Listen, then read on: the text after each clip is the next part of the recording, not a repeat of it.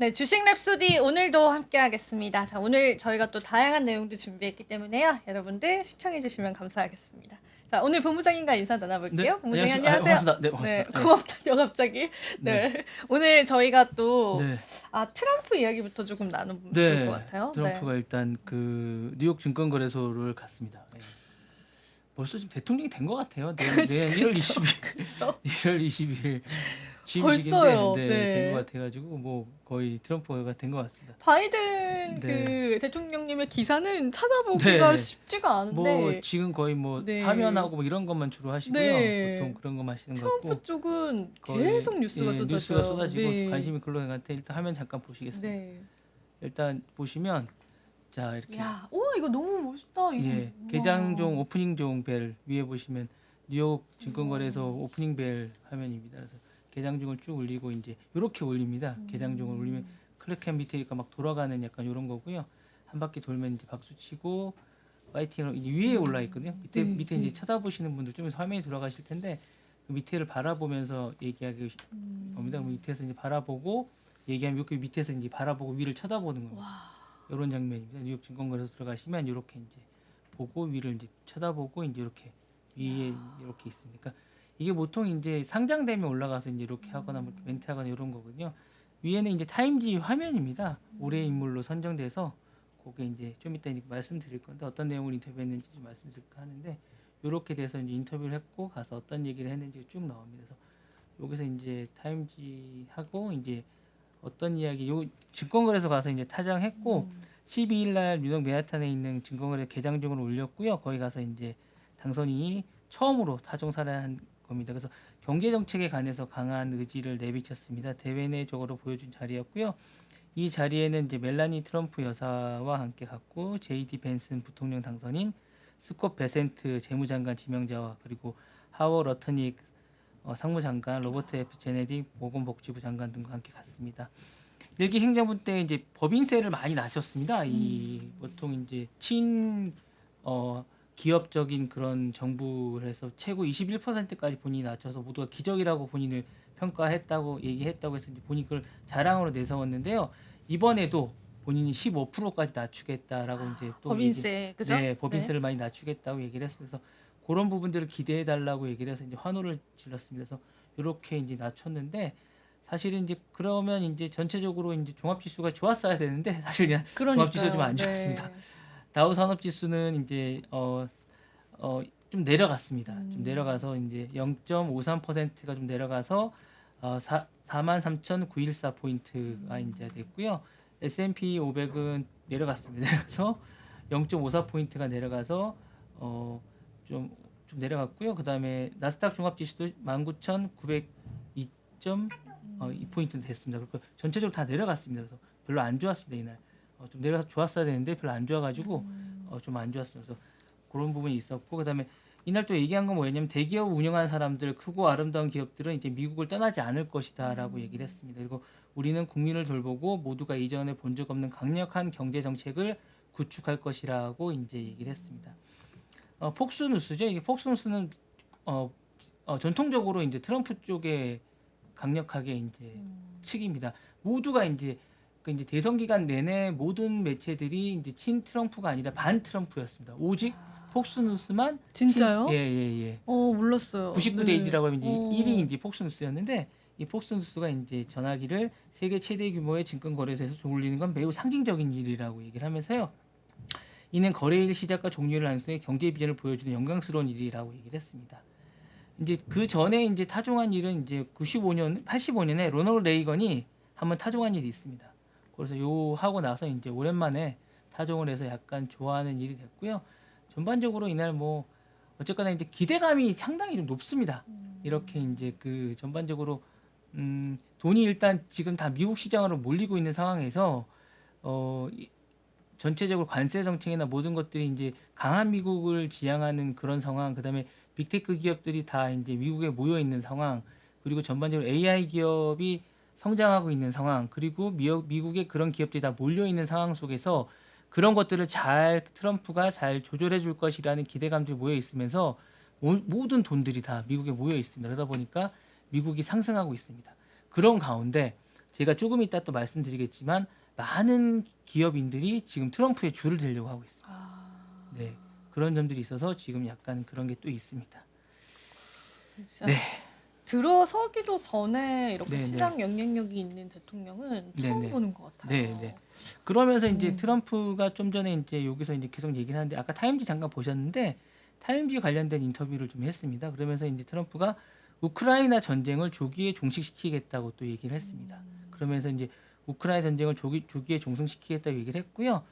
김정은 장관과도 자기가 친하다 이런 그 얘기를 얘기 또 오늘 했더라고요. 네네 그러면서 이제 그렇게 얘기를 했고 자기가 이제 처음에 이제 이제 취임한 직후에 내년에 취임한 직후에 이제 자기가 이제 자기가 이제 떨어지고 나서 의회를 이제 불법으로 주동자들이 진입한 사람들이 있어요.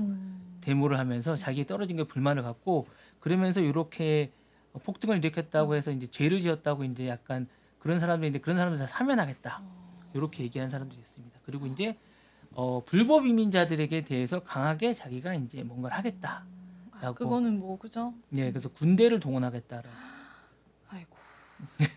그런 뜻을 또 밝혔습니다. 근데 다만 지금 이제 또 얘기한 건 우크라이나 전쟁은 빨리 끝내겠다고 했는데 중동 전쟁에 대해서는 딱히 정확하게 또 얘기를 안 했으니까 아마도 이제 제가 이걸 볼 때는 기본적으로 이제 그 유대인들에 대해서는 아마 이제 지원을 좀 받아서 그런 것 같아요. 여기 지금 잠깐 화면을 보시면 지금 요 타임지 화면이 나오고 있는데 요 장면 좀 전에 나왔죠. 요 장면이 있었는데 그 장면에서 이제 그 지원을 받아서 그런 것 같아요. 전반적으로 그러다 보니까 이제 그런 것 같습니다. 전반적으로 그러다 보니까 그렇게 됐는데요.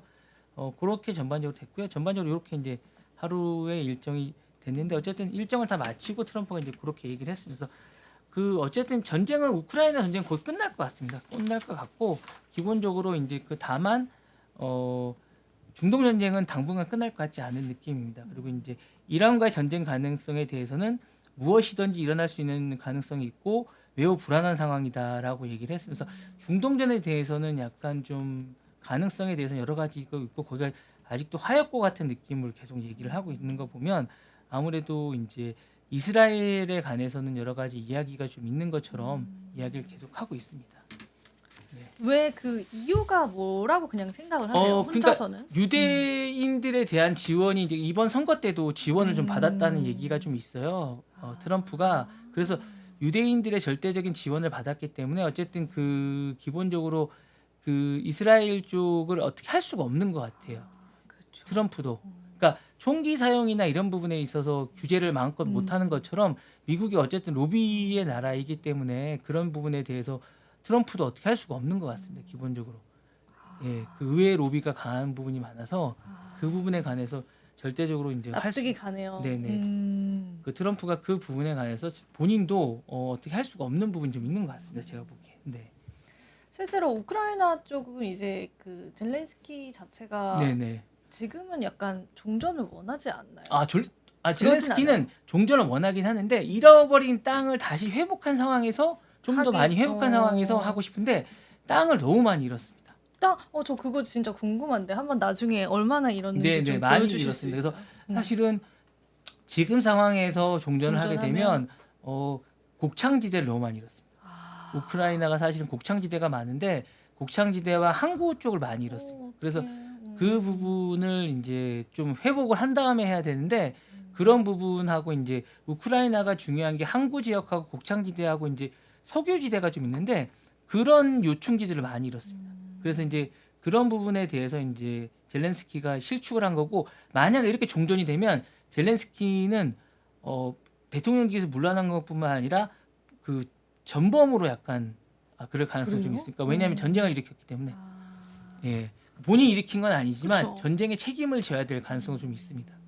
뭐 지지율적인 측면에서도 좀 예. 국민들의 지지도 어쨌든 휴전이 되면 제가 볼 때는 뭔가 책임을 누군가 져야 되기 때문에 왜냐하면 너무 많은 사람이 죽었습니다.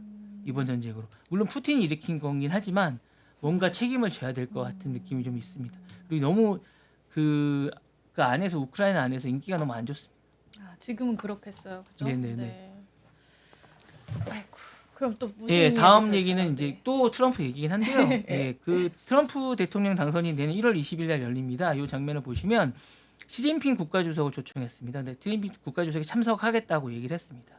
이거는 150년 만에 어떤 그 미 대통령 그 취임식에 외국 그 중국 그것도 그러니까 외국 그죠. 그 정상이 참여하는 거고 그 정상이 중국 정상이 처음으로 참석하는 겁니다. 저는 이 소식 들었을 때 시진핑이 무시할 거라고 생각을 했거든요. 사실은 딱 내가 초대할 거야라고 트럼프가 했을 때 시진핑이 안 갈 거라고 생각을 했어요. 제 예상은. 근데 가신다는 거죠. 근데 보니까 일기 때 그 서로 만남이 음. 있었더라고요. 이 영상을 제가 찾아놨는데 일기 때 서로 만나셨던 적이 있더라고요. 두 분이. 그러셔서 서로 인연은 있는 것 같으세요. 이렇게 보니까 두 분이 이렇게 만나셔서 그렇네요. 지금 보니까. 예. 근데 제가 이제 뭐 트럼프는 이해가 되는데 시진핑이 그때부터 지금까지 장기 집권하는 거잖아요. 그렇죠.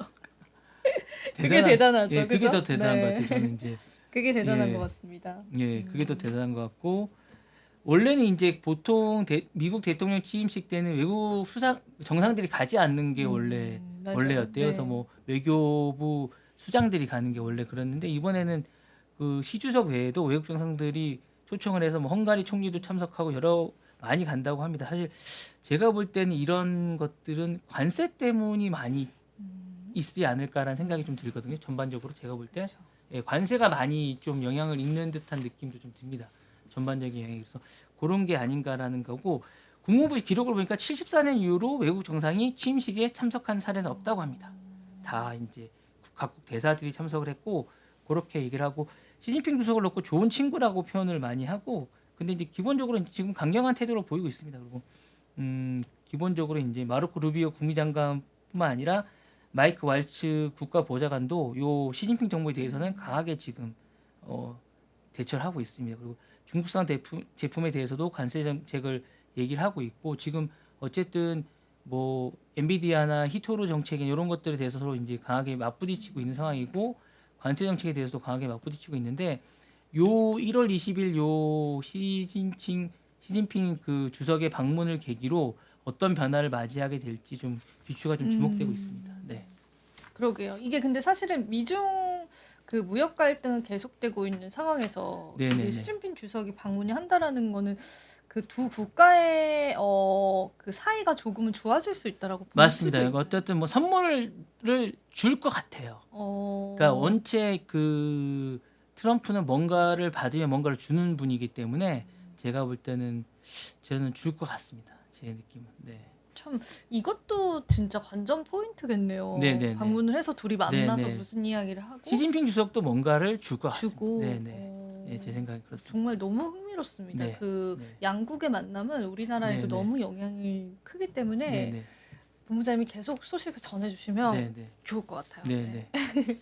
다음 이야기도 한번 들어볼게요. 네, 다음 이야기는 일론 머스크 얘기를 좀 잠깐 할까 합니다. 뭐 원래 전체 부자라서 근데 이번에 더 부자가 돼서 잠깐 얘기를 좀 할까 합니다. 일론 머스크 얘기를 좀 하겠습니다. 자, 일론 머스크인데요.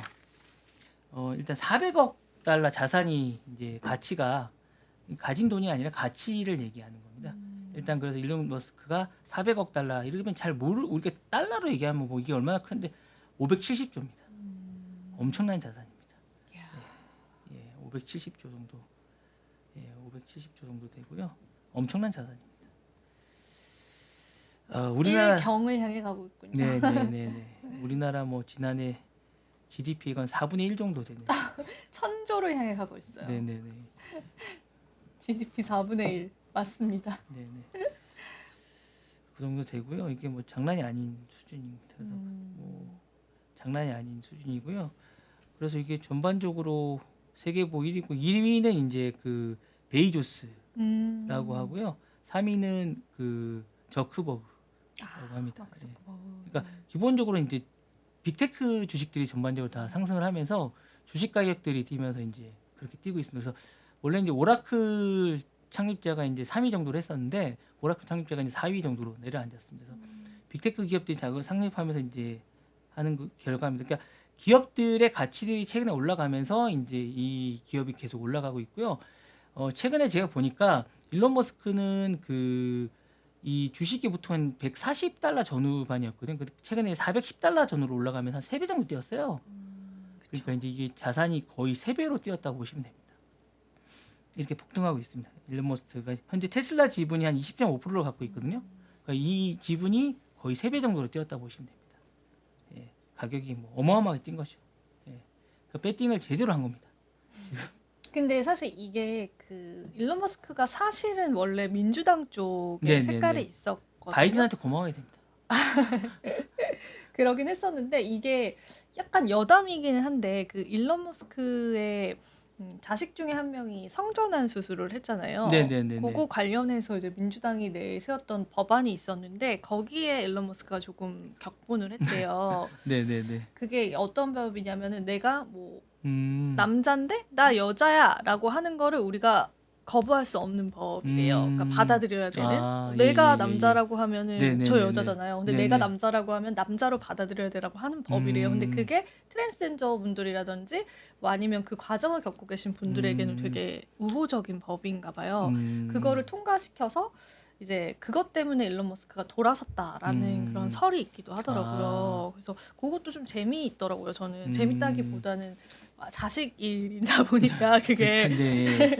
그렇죠, 그렇죠. 또 돌아서게 되는 그런 좀 그 에피소드도 있어가지고 아예 더 확 배팅을 하신 것이지 않을까. 그냥 민주당이셨기 때문에. 그럴 수 있겠네요. 근데 어쨌든 뭐 그의 배팅은 통한 거니까 네, 맞습니다. 예. 잘 된 일이죠. 그에게는. 네, 맞습니다. 그래서 이렇게 해서 이제 부자가 됐다는 얘기, 뭐 남의 돈 얘기 하는 게 속이 쓰리긴 하지만 어쨌든 뭐 와닿지는 않습니다. 저희는 언제 부자가 됐나요? 그러니까요. 네.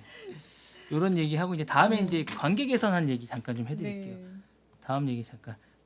네, 다음 얘기 잠깐 보겠습니다. 저크버그가 취임식에 또 기부하셨어요? 네, 또 기부했습니다. 네. 네, 이번에 1,100만 달러 기부했다고 합니다. 메타가 사실은 이제 얼마 전에 가서 뭐 PT를 했다고 하는데요. 이번에 이제 메타가 저크버그가 100만 달러를 기부했습니다. 이렇게 해서 이제 100만 달러를 기부했고요. 이제 관계 개선을 관한 이야기를 좀 하려고 하는 것 같습니다. 이번에 이제 트럼프 14억 정도 한 기부한 사실이 월스트리트 저널에 보고가 됐는데요. 얼마 전에는 지난달 대선 이후에는 플로리다 판비치 마로 리조트죠. 이거 이제 트럼프 당선인이 주로 가는 그곳인데 그곳에 가서 이제 취임식 때 이제 저녁 식사도 같이 하기도 했는데 여기 이제 취임식 때 이제 100만 달러를 기부하기로 했다고 합니다.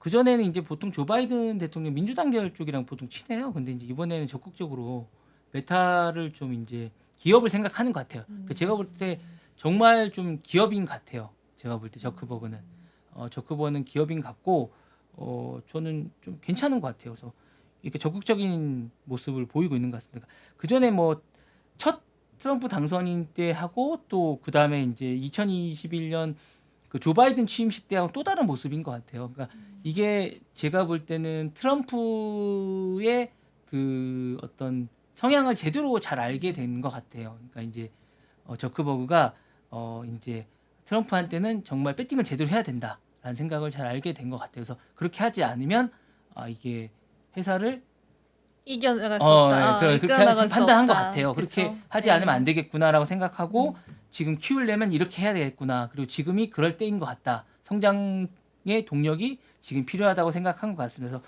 요렇게 해서 이제 하는 거고 요렇게 된 이제 이번에 할 때는 이제 요렇게 하는 것 같고요. 그리고 이제 그때 이제 식사 자리를 할 때는 많은 분들이 같이 했던 거 합니다. 그래서 백악관 관계자들 중에 국무장관도 있었고 그다음에 비서실장도 있었다고 합니다. 그리고 자기가 개발했던 레이벤 스마트 안경 요거 지금 보이시지 않습니까? 지금 요것도 안 보여요. 같이 네. 지금 하는 것도 같이 이 자리에서 선보여줘서 이제 칭찬을 받았다고 합니다. 그래서 그 부분을 해서 그 관계 개선을 위해서 많은 노력을 지금 하고 있다고 합니다. 그래서 자기는 당을 떠나서 미국을 위해서 이제 노력하고 있는 그런 기업인이라는 걸 각인시키고 있다고 합니다. 그래서 그런 부분 때문에 지금 뭐 노력하고 있고 그다음에 지금 하고 있는 그 라마라고 있습니다. 이 AI 언어 중에 그걸 이제 군사적으로 열심히 하겠다라는 선언도 했다고 하니까 되게 하고 있고요. 또 중요한 게 뭐냐면 알파벳 CEO라고 있습니다. 순다르 피차이도 지금 피차이. 좀 이따 제가 설명을 드릴 텐데 다음 장면에서 그리고 그 전에 제프 베이조스 다음 주에 회동이 예정돼 있다고 합니다. 제프 베이조스도 다들 발빠르게 움직이네. 네. 제프 베이조스 다음 주에 만날 예정이라고 발빠르게 하는데 움직이네요. 뉴욕 증권계 올리는 행사에서 다음 주에 온다고 네. 얘기를 했다고 합니다. 요 뭐죠? 저크버거 만났던 여기서 만날 가능성이 야. 있다고 합니다. 그래서 원래는 그 이 베이조스하고 이제 그 일론 머스크가 사이가 안 좋잖아요. 그래서 일론 머스크가 이제 약간 견제를 해서 사이가 이제 멀리했어요. 둘이 사이가 안 좋고 그다음에 이제 약간 일론 머스크가 이제 공화당 편 아니라고 약간 그렇게 얘기를 얘기도 해가지고 하고. 예, 그래서 이제 멀리했어요. 살짝 베이조스. 이간질. 이간질을 살짝. 해가지고 네. 이제 멀리했는데 근데 이제 그렇게 한 게 아니라 이제 좀 공개적으로 계속 지지 선언을 했습니다. 그래서 이제 그날 이제 자리가 마련이 돼서 이제 가서 이제 열심히 하고 자기는 또 민주당 반대 지지를 한 적이 없다. 그래서 이제 관계 개선을 계속 하고 있습니다. 그리고 그 전에는 사실은 민주당을 계속 지지한 건 사실입니다. 근데 이제 관계 개선을 하고 이제 여러 가지 에너지를 하겠다고 했고요. 제가 잠깐 그 다음 사진을 잠깐 보여드리겠습니다. 볼게요. 예, 이 4대 썬다 비차이인데요. 썬다의 비차이가 이분도 그 마라 클럽을 또 방문합니다. 여기가 거의 이제 그거네요. 그 만남의 예. 장소? 그죠? 로비를 위한 창구입니다. 창구. 로비 창구. 근데 로비스트. 여기는 근데 네. CEO들은 여기 꼭 가야 되는 게 뭐냐면 이분은 여기 가야 됩니다. 왜냐하면 그 반독점 때문에 크롬 브라우저가 지금 매각을 해야 될 위기에 처해 있습니다. 예. 근데 이쪽에서 이 뭔가 메시지를 받지 않으면 내년에 꼭 팔아야 됩니다. 그렇네요. 그래서 이제 안 가면 안 됩니다. 그래서 여기서 트럼프와의 만남에서 뭔가 획기적인 뭔가를 제시해 줘야 됩니다. 그러면 안 팔 수 있는데 그렇지 않으면 팔아야 됩니다. 근데 이제 트럼프는 뭔가 빅테크 기업들이 미국에 대해서 뭔가를 뭐 선물을 주면 안 팔아도 된다는 입장이고 굳이 팔 필요가 없다고 생각하고 있습니다. 그리고 차기 미국 정부의 빅테크들이 할 일이 많다고 생각하기 때문에 팔지 않아도 된다는 생각을 합니다. 그래서 이제 피차이가 좋은 선물을 준다고 하면 자기는 안 팔아도 된다고 생각하고 있거든요. 그래서 피차이는 사실은 이제 그 다음 주주들에게 자기가 재신임을 받기 위해서는 뭔가를 해야 됩니다. 그래서 이번 만남이 되게 중요한 만남입니다. 그래서 선물을 많이 준비해 가야 됩니다. 그래서 저는 뭔가를 많이 해갈 거라고 믿어 의심치 않고 이 만남에서 아마 그 매각은 하지 않게 될 뭔가의 결과가 나올 거라고 생각하고 있습니다. 그래서 이 만남이 아마 되게 의미심장할 거라 생각하고 사실 제프 베이조스는 별 의미가 없을 거라 생각하는데 원체 사이즈가 큰 회사들이 계속 만나게 되니까 제가 볼 땐 계속 뭔가 이슈가 나올 것 같습니다. 이게 지금 매그니피션트들이 계속 만나는 거잖아요. 그죠? 예, 그러니까 이 만남이 계속 그러다 보니까 이게 자꾸 이슈가 되는 겁니다. 그리고 이 만남 속에서 제가 이제 중국과나 이런 빅테크 기업들이 이제 중국과의 어떤 대결에서 뭔가의 관계와 그다음에 성과를 내려고 할 겁니다. 이 관계에서. 그러니까 그 자기의 어떤 업적으로 만들어내려고 할 것 같으니까 이제 저는 이제 뭔가 나올 것 같습니다. 네. 계속되는 시장을 움직일 만한 이슈도 될 것 같고 네, 그다음에 네. 빅테크 기업들이 발빠르게 지금 움직이고 있습니다. 네, 차기 네. 정부 들어오는 데 맞춰서 기업의 상승에 걸린 문제죠. 맞습니다. 사실은. 네. 그런 부분들 좀 발빠르게 해내고 있다라는 현지의 소식들 전해주셨고 오늘 되게 그 동영상을 많이 준비해 주셨네요. 네? 아, 이런 동영상이 좀 나을 것 같아서 제가 잠깐 준비해봤습니다. 너무 재밌는데요. 진짜 반응이 되게 좋은 것 같아요. 아, 그렇습니까? 네. 네, 아 예, 너무 그렇습니까? 괜찮은 거. 직접 만드신 거예요? 아니 직접 만들었습니다. 와 네. 대단합니다. 우리 또 네. 시청자분들을 위해서. 네. 그럼 또 다음 소식도 한번 자, 들어볼게요. 우버 얘기를 잠깐 좀 해드릴까 네. 합니다. 우버가 요새 잠깐 뭐랄까 우버가 좀 고전을 고생했지? 했습니다. 고전을 네, 했습니다. 그쵸. 고전. 왜냐하면 웨이모나 테슬라가 너무 선전을 해서 우버가 사실은 좀 고전을 했습니다. 이게. 근데 이제 우버가 지금 로보택시 상용 로보택시를 국내가 아닌 아부다비 쪽으로 잠깐 옮기고 있습니다. 그래서 중국 쪽이랑 손을 잡고 아부다비의 상용 로보택시 서비스를 한다고 합니다. 그래서 그런지 살짝 올랐습니다. 그 전엔 더 올랐는데 살짝 올랐습니다. 이제 폐장 이후에 61.41달러를 했는데 우버 대변인이 이제 최근에 이제 상용 로보택시 서버를 아부다비에 이제 하겠다고 합니다. 그래서 이게 이제 얘기를 들어보면 윌라이드라는 이제 중국 자율주행 기술 기업입니다. 여기랑 같이 해서 소규모로 출시를 해보겠다고 하고 있습니다. 근데 우버는 계속 지금 계속 여러 가지 실험을 하고 있는데 잘 안 되고 있습니다. 왜 그런지 잘 모르겠습니다. 이제 우버가 제가 볼 때 여러 가지 국제 자율주행 서비스를 하고 있는데 원천 기술이 없는 건지 제가 볼 때 뭔가 이게 좀 근데 우버 자체가 플랫폼 기업이지 않았어요? 맞아요. 근데 그쵸? 이제 그걸로 한계를 느끼고 있는 것 같아요. 그래서 뭔가를 해야 되긴 네, 하는데 네, 뭔가 느끼고 그죠? 있는 것 같은데 결국은 자율주행으로 가야겠다 생각하고 있는 것 같아요. 그래서 그거 자체로는 이제 공유경제처럼 약간 공유경제 느낌이잖아요. 그죠? 그러니까 거기로는 이제 한계가 있는 거예요. 뭔가 그걸로는 이제 뭔가 원천 기술이 없고 그렇게 해서는 한계가 있다고 느끼는 거예요. 앞으로도 성장 산업이 안 되겠다라는 되겠다. 예는 네. 느끼는 거예요. 그리고 이제 상장은 했지만 그걸로 나갈 수 없다는 걸 느끼는 거예요. 한 단계도 나가려면 원천 기술이 있어야겠다 생각을 하는 거죠. 그러니까 이제 테슬라는 이제 원천 기술이 좀 어느 정도 있는 기업이고 당연히 있고 성장이 당연히 있을 거고 그다음에 뭐 구글, AI나 이런 것들이 있고 구글은 음. 당연히 있고 구글도 네. 반도체 칩 뭐 그런 개발 네, 당연히 기업들도 있죠. 있고 한데 그러면 이 우버는 안 되는 거죠. 예, 그러니까 우버가 이제 여러 가지 기술이 있는 기업들과 자기가 지금 있는 그 어떤 그 공유 경제나 그 어떤 자료가 있잖아요. 그러니까 이게 그 어떤 데이터가 있죠. 있으니까 네. 그 데이터를 토대로 바탕으로 뭘 해야 되는데 뭔가를 하고 싶은 거죠. 네. 그게 사실은 이렇게 비교해도 될지 모르겠지만 카카오 택시랑 비슷한 그런 네, 그런 거죠. 그러니까 플랫폼인 그러니까 거잖아요. 원천 기술을 음. 더 이제 데이터에다가 원천 기술을 더 씌워서 업그레이드를 하고 싶은 건데 그게 쉽지가 않은 거예요. 지금 우버가. 그러니까 이제 웨이모나 이런 거에 비해서 이제 계속 뒤떨어지게 되는 거예요. 그리고 이제 방향성이 정확하지가 않은 거예요. 그러니까 그런 부분에서 계속 지금 헛발질을 하게 되는 게 아닌가라 생각이 드는 거고 차라리 저는 이제 뭐 지분을 잘 합쳐서 잘 했으면 좋겠는데 원천 기술을 가진 쪽에서 그걸 잘 허락지 않는 거죠. 네. 그러니까 그런 부분들이 좀 힘든 거죠. 그게 진짜 기업의 성장 동력이 없게 되면 네네. 시장에서의 가치도 좀 떨어지게 네. 되거든요. 그래서 제가 볼 땐 빨리 발빠르게 이런 중국 자율주행 기술을 가진 데랑 손을 잡아야 되는데 저 중국을 쉽게 믿을 수가 없어서 좀 그런 것 같습니다. 좀 제가 볼 때 이런 부분에서 좀 어려움이 좀 있는 것 같습니다. 네. 지켜봐야 될 것 같습니다. 네. 네. 텍사스가 아, 비트코인을 네네네. 전략적인 자산으로 준비한다는 소식입니다. 네, 맞아요. 예, 그래서 이 소식을 전해드리면서 제가 넘겨드리려고 합니다. 이 법안이 통과되면 주정부가 최소한 5년간 비트코인을 준비 자산으로 준비하게 된다고 합니다. 그래서 이 소식을 제가 이제 자세히 말해주세요. 그럴까요? 네, 자세히 말해주세요. 네, 미국 텍사스주가 비트코인을 전략 여기 보시면 읽어드리면 이제 제가 이거는 CNBC 쪽에서 뉴스로 따온 건데 동영상을 따오려다가 이제 저작권 때문에 안 따오는데 미국 텍사스주가 비트코인을 전략적 준비 자산으로 준비한다고 이제 CNBC가 보도를 했어요. 긴급하게. 그리고 이제 법안이 통과되면 주정부가 최소 5년간 비트코인을 준비 자산으로 준비한다고 합니다. 그리고 이제 이 법안은 하원의 지오바니 카브리오 글리오네라는 의원이 이제 법안으로 했고 법안 이름이 HB 1598이라는 법안이라고 합니다. 제가 이제 법안을 찾아봤는데 법안을 찾기 너무 힘들더라고요. 원문을 좀 가져오고 싶었는데 법안 찾기가 너무 힘들더라고요. 제가 들어가서 봤는데 너무 찾기 힘들어서 다음에 찾아오면 제가 법안 원문을 한번 가져오겠습니다.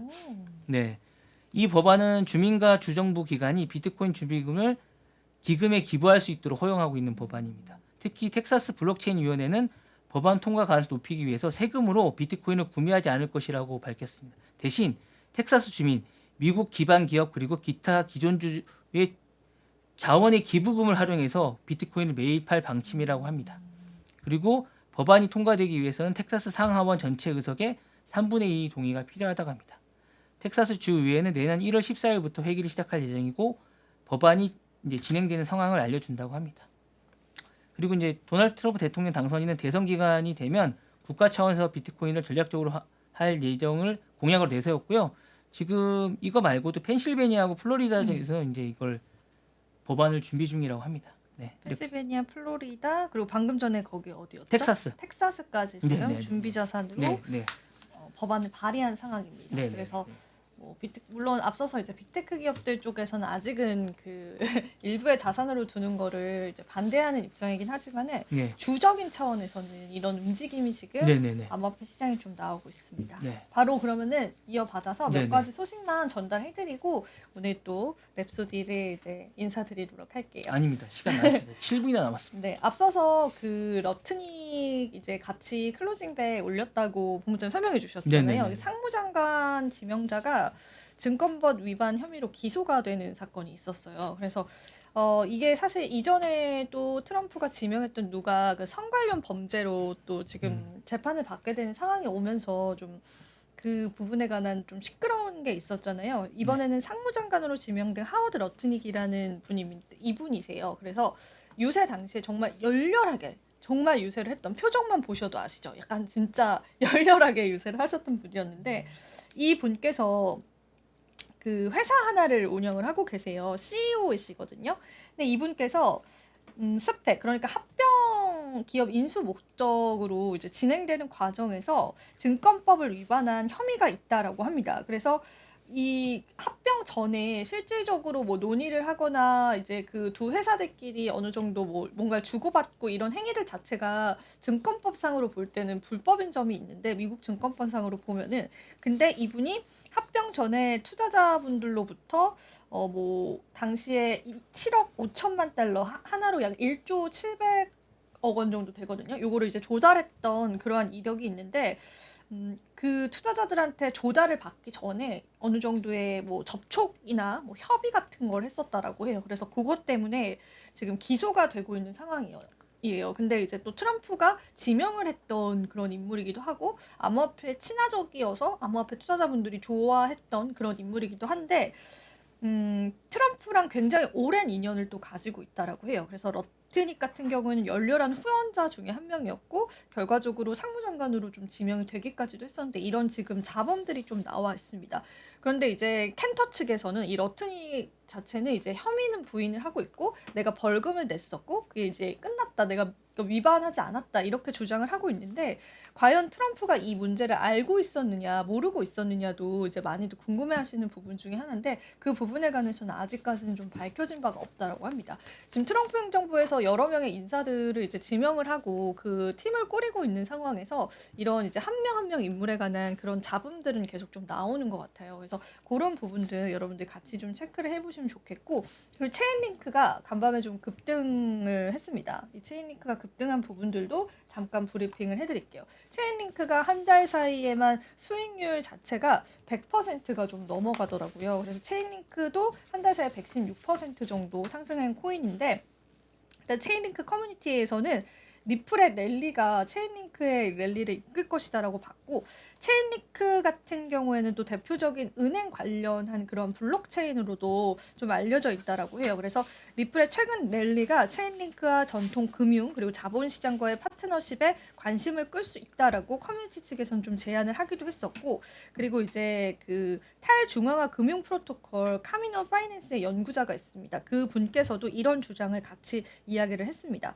그래서 이제 체인링크 같은 경우에는 그 금융사들 간의 협업들이 좀 항상 부각을 좀 많이 받았었던 코인 중에 하나다라고 해요. 그래서 체인링크가 금융기관과 실제로 작업을 하고 있는 부분들도 있기 때문에 이 부분 때문에 이제 리플이 상승을 하면 체인링크가 같이 좀 상승을 할 수 있다라고 보고 있고, 또 커뮤니티 상에서는 리플보다 체인링크가 조금 더 이제 낫다, 이렇게 보는 시선들도 있다라고 해요. 커뮤니티다라고 하면은 이제 체인링크를 워낙 이제 좋아하시는 투자자분들의 입장이긴 하겠지만, 그래서 체인링크가 좀 급등 양상이 좀 나왔다라고 하는 부분들 시세적으로 여러분들 한번 체크를 해보시고요. 그리고 이제 이더리움 이야기를 좀 해볼게요. 이더리움에 관한 기관 수요가 이제 지금 좀 나왔습니다. 온체인 분석 플랫폼 크립토컨트가 12일 보고서를 냈는데, 이더리움에 대한 기관 수요를 지적을 하고 이더리움의 가격이 곧 5,000달러를 돌파할 것이다라고 주장을 했습니다. 기관 수요다라고 한다면은 그 ETF 상으로의 유입이 계속 들어왔다라고 하는 부분들이에요. 그게 지금 최근에도 계속 포착이 되고 있거든요. 순 유입의 기록을 계속 경신하고 있는 상황이기 때문에 이 다음 타자로 이제 이더리움 쪽에서의 상승이 일어날 것이다라고 봤고요. 거기에다가 이제 추가적으로 그 주기영 대표, 크립토컨트 대표의 이제 X 글에 이제 온체인지 표들을 좀 참고를 했어요. 그래서 주기영 대표가 이제 이더리움은 공급이 끝났다라고 이야기를 했어요. 공급 물량이 더 이상 나오지 않을 것이다. 이게 관련한 온체인 지표를 가지고 왔거든요. 이더리움의 공급은 지금 하드포크 이후에 굉장히 큰 폭으로 줄어들다가 이제는 거의 0에 수렴했기 때문에, 이제는 이더리움도 비트코인과 같은 시각으로 봐야 된다라고 그렇게 분석을 했습니다. 물론 여기에 따라서 뭐 시장에 다양한 분석이 있을 수는 있겠지만, 일단 우리가 비트코인의 가치를 높게 보는 거는 공급량이 제한되어 있다라고 하는 부분들이었잖아요. 근데 이제 주경 대표의 이런 차트상의 분석들을 보면은 이더리움 쪽으로도 이제 공급이 좀 제한됐다라고 지금 현재 보여집니다. 보시면 이더리움 공급량이 최근 들어서도 이제 급격하게 좀 하락을 했다라는 게 보이고, 여기 공급량과 가격의 역상관 관계도 여러분들 보실 수가 있죠. 이렇게 이더리움 가격이 상승했었을 때 공급 물량 줄어드는 거 보이실 테고, 그리고 최근에 이더리움 가격 급격하게 상승했었을 때도 여기 보시면 공급 물량 줄어드는 게 보이실 테요. 그래서 이제 이더리움의 공급은 더 이상 이제 나올 수 있는 가능성에 관해서는 0에 수렴을 했다라고 보기 때문에 이제는 비트코인과 같은 시선으로 봐야 되고, 마침 이더리움 쪽에 관한 기관들의 소유가 좀 굉장히 많이 나오고 있는 상황이기 때문에 가격 상승은 5,000달러까지는 단기적으로 좀 예상한다라고 그런 분석을 내놓았어요. 그래서 그거 여러분들 조금 체크를 해보시면 좋을 것 같고요. 그리고 최근에 고래들 주소가 굉장히 많이 또 유입이 됐다라고 합니다. 최근 24시간 동안에 고래 주소가 굉장히 많이 이렇게 늘어났어요. 그래서 아직까지는 이 큰 손들에 관한 그 어느 정도 수요의 측면에서는 비트코인은 견제하다. 그리고 우리는 좀 새로운 국면에 들어왔다. 이런 입장들은 계속 조금 유지를 하고 있다. 그렇게 여러분들이 같이 한번 보시면 좋을 것 같아요. 그리고 이제 비트코인 쪽에 관해서도 계속 ETF에 관한 유입은 계속 들어오고 있거든요. 그래서 블랙록 쪽으로 해서 ETF 자금은 계속 들어오고 있고, 또 한 가지 제가 자료를 준비는 못했는데 블랙록한테 물어봤어요. 다른 ETF 출시에 계획이 있느냐? 뭐 우리가 솔라나라든지 뭐 리플, 그다음에 뭐 에이다 뭐 이런 ETF도 투자자분들이 기다리고 있잖아요. 근데 블랙록 측에서는 지금까지 나왔던 거 외에는 다른 ETF에 관한 출시 계획은 아직 없다라고 이렇게 이야기했습니다. 그래서 블랙록 자산운용사가 어쨌든 선택을 하는 그 코인이 ETF로 나오는 것이 사실 흥행이 좀 되는 부분이 있기 때문에 우리가 다른 ETF의 상승과 다른 ETF 출시를 만약에 기다리고 있으신 분들이라면은 요거에 관한 동향들은 조금 생각을 해보셔야 될 것 같고, 솔라나도 ETF가 이제 SEC 증권거래위원회에 신청을 했지만 최근에 반려됐던 사례가 있었거든요. 그래서 지금 시장에 나와 있는 거 비트코인, 이더리움 외에 다른 ETF의 출시에 관해서는 조금 객관적으로 여러분들이 생각을 하시면서 투자할 때 판단을 좀 해보시면 좋을 것 같아서 오늘 그 내용까지도 제가 한번 전해드리도록 하겠습니다. 자, 이렇게 해서 또 오늘 또 암호화폐 주요 뉴스들 한번 이야기해봤고요. 본부장님 혹시 마지막으로 하실 말씀 있을까요? 없습니다. 없습니까? 알겠습니다. 네. 오늘도 저희 랩소드 좀 긴 시간 동안 시청해주셔서 감사드리고요. 저희는 또 주말 지나고 또 월요일에 또 많은 소식들 가득 담아서 오도록 할게요. 오늘도 네. 시청해주신 여러분 고맙습니다. 감사합니다.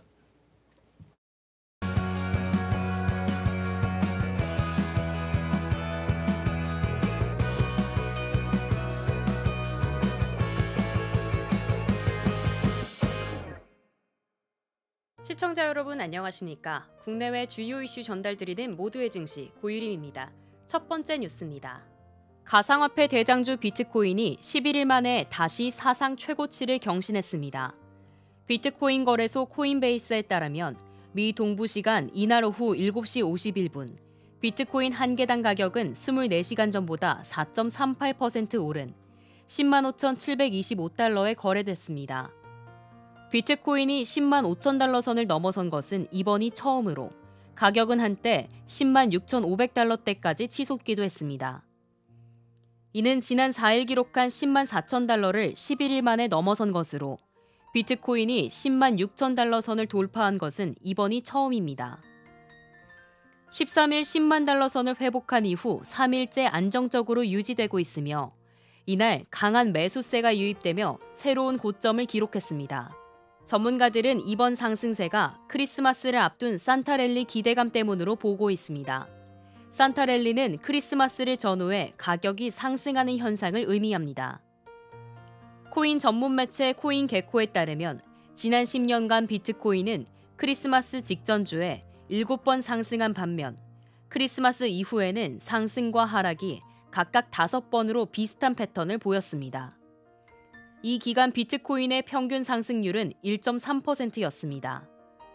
또한 비트코인을 끌어올린 요인으로는 도널드 트럼프 대통령 당선인의 친가상화폐 정책에 대한 기대감도 꼽힙니다. 트럼프의 취임이 한 달여 앞으로 다가오면서 투자자들의 관심이 쏠리고 있습니다. 비트코인뿐 아니라 다른 주요 가상화폐들도 상승세를 기록 중입니다. 이더리움은 1.5% 오른 3,932달러, 리플은 0.87% 상승한 2.43달러에 거래됐고 솔라나는 1.09% 오른 222달러, 도지코인은 2.37% 상승한 0.41달러를 기록했습니다. 크리스마스 분위기 속에 가상화폐 시장도 활기를 띠고 있습니다. 하지만 변동성이 큰 만큼 투자에 주의가 필요합니다.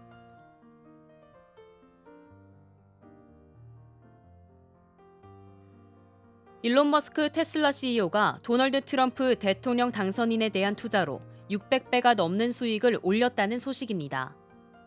테슬라 CEO 일론 머스크가 도널드 트럼프 대통령 당선인을 적극적으로 지지하며 막대한 자산 증가를 이루었다는 분석이 나왔습니다. 워싱턴 포스트에 따르면 머스크의 현재 자산은 약 4,420억 달러로 우리 돈 약 635조 원에 달합니다. 올해에만 자산이 2천억 달러, 약 287조 원 증가했으며 이 중 1,700억 달러는 트럼프 당선 이후 40일간 급증했습니다. 특히 테슬라 주가는 미 대선 직후 251.44달러에서 436.23달러로 73.5% 급등하며 머스크의 자산 증가를 견인했습니다. 머스크는 대선 기간 2억 7,700만 달러, 약 4천억 원을 트럼프 선거 자금으로 투입했으며 이를 통해 약 1,700억 달러를 벌어들였습니다. 이는 수익률 612배에 달하는 성과입니다.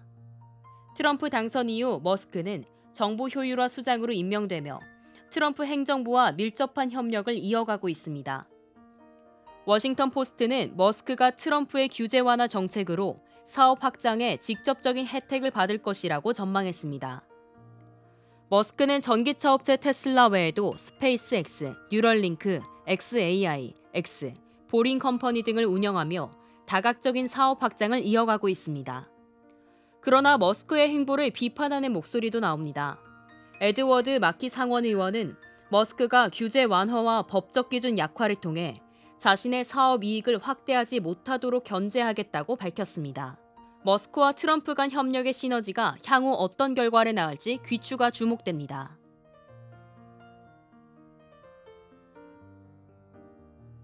오픈 AI가 영리법인 전환을 추진하는 가운데 일론 머스크에 이어 마크 저커버그도 이를 강하게 반대하고 나섰습니다. 월스트리트 저널에 따르면 메타의 CEO 마크 저커버그는 최근 캘리포니아주 법무장관의 서한을 보내 오픈 AI의 영리 전환을 막아달라고 요청했습니다. 저커버그는 서한에서 오픈 AI가 비영리 단체 지위를 이용해 수십억 달러를 모았다며 이제는 이를 사적 이익을 위해 사용하려 한다고 지적했습니다. 이어 영리 법인 전환이 실리콘밸리와 스타트업 생태계에 부정적 선례를 남길 것이라며 강하게 우려를 표했습니다. 이와 함께 비영리 법인 투자자가 세금 혜택을 누리며 영리기업 투자자처럼 이익을 취할 가능성을 문제로 삼았습니다. 이는 오픈 AI가 챗 GPT를 통해 AI 기술 시장에서 입지를 넓히고 있는 가운데 주요 경쟁자들이 이를 위협적 움직임으로 인식하고 있는 것으로 풀이됩니다. 앞서 일론 머스크도 오픈 AI의 영리 전환이 초기 비영리 운영 약속을 위반했다며 소송을 제기한 바 있습니다. 머스크는 이 과정에서 투자자와의 계약 위반도 지적하며 법적 대응에 나섰습니다. 흥미로운 점은 AI 기술 경쟁에서 대립하던 머스크와 저커버그가 이번 사안에 대해 공동 반대 입장을 표명하며 같은 목소리를 내고 있다는 점입니다. 이는 작년 두 인물이 격투기 대결을 예고할 만큼 첨예하게 대립했던 점을 고려하면 이례적인 행보로 보입니다. 이에 대해 오픈 AI 측은 지난 13일 공개한 글에서 머스크는 2017년 오픈 AI의 영리 전환을 직접 제안했으며 실제 영리법인을 설립했다고 주장하며 머스크의 비판을 정면 반박했습니다. 오픈 AI는 현재 캘리포니아 당국과 초기 논의를 진행 중이며 영리법인 전환이 테크 업계에 어떤 영향을 미칠지 주목됩니다. AI 기술 경쟁이 뜨거워지는 가운데 오픈 AI를 둘러싼 갈등이 어떻게 전개될지 귀추가 주목됩니다.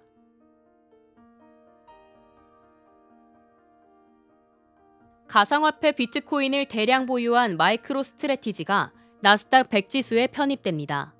이와 함께 AI 방산주로 주목받는 팔란티어도 추가될 예정입니다. 블룸버그 통신과 CNBC에 따르면 나스닥 벤치마크 감독관은 23일 증시 개장 전부터 마이크로 스트래티지, 팔란티어 테크놀로지스, 엑손 엔터프라이즈를 나스닥 100 지수에 추가한다고 밝혔습니다. 반면 기존에 포함됐던 슈퍼 마이크로 컴퓨터, 모더나, 일루미나는 이번 개편에서 제외됩니다. 나스닥 100 지수는 나스닥 종합지수 중 금융주를 제외한 상위 100개 기업으로 구성되며 전 세계적으로 큰 자본시장 영향력을 갖고 있습니다. 마이크로 스트래티지의 이번 편입은 비트코인 투자에 대한 나스닥의 긍정적 평가를 상징한다는 분석이 나옵니다. 마이크로 스트래티지는 본래 기업용 소프트웨어 업체였으나 2020년부터 비트코인 매수를 시작하며 사실상 비트코인 투자 회사로 변모했습니다. 현재 마이크로 스트래티지는 42만 3,650개의 비트코인을 보유하고 있으며 주식 발행과 전환 사채를 통해 비트코인 매입 자금을 마련하고 있습니다. 이로 인해 회사의 시가총액은 약 900억 달러, 우리 돈으로 약 129조 원에 달합니다. 전문가들은 나스닥 100 지수에 편입되면 ETF 투자금 유입 등으로 마이크로 스트래티지가 비트코인 매입을 위한 자금을 더 쉽게 조달할 수 있다고 전망합니다. 하지만 마이크로 스트래티지의 심한 주가 변동성은 나스닥 100 지수 전체의 안정성을 위협할 수 있다는 지적도 제기됩니다. 한편 이번에 함께 나스닥 100에 편입된 팔란티어는 최근 AI 방산주로 주목받고 있습니다. 미군, 이스라엘군, 우크라이나군 등에 AI 소프트웨어를 공급하며 명성을 얻은 팔란티어는 올해 주가가 343% 급등했습니다. 마이크로 스트래티지와 팔란티어의 나스닥 100 편입은 각각 비트코인과 AI 기술 시장에 어떤 영향을 미칠지 관심이 모아집니다.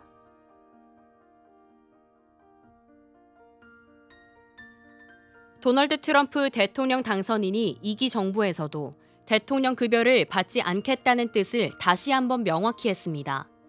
트럼프는 지난 8일 공개된 MBC 방송과의 인터뷰에서 초대 대통령 조지 워싱턴을 제외하면 급여를 포기한 대통령이 없어 놀랍다고 말하며 자신의 급여 기부가 좋은 일임에도 인정받지 못하는 현실에 대한 아쉬움을 드러냈습니다. 트럼프는 첫 임기 동안에도 약속을 지키며 대통령 연봉 전액인 40만 달러를 기부해 화제를 모았습니다. 2017년 3월 취임 직후 백악관 브리핑에서 그는 연말에 기부처를 결정할 때 기자단의 도움을 받고 싶다고 언급하기도 했습니다. 미국 대통령 연봉은 헌법에 따라 의회가 결정하며 현재 연간 40만 달러로 고정돼 있습니다. 2001년 이후로 변동이 없는 금액으로 민간 부문의 CEO 연봉과 비교해 박하다는 지적도 나오고 있습니다. 다만 미국 대통령은 본봉 외에도 다양한 수당을 지급받습니다. 연간 5만 달러의 개인 경비, 10만 달러의 여행 자금, 19,000달러의 접대비 등이 이에 포함됩니다.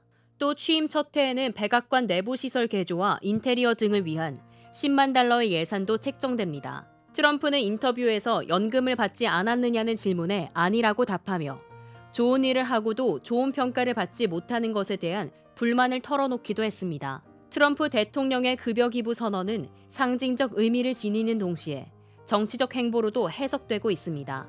이번 결정이 미국 내 여론에 어떤 영향을 미칠지 주목됩니다.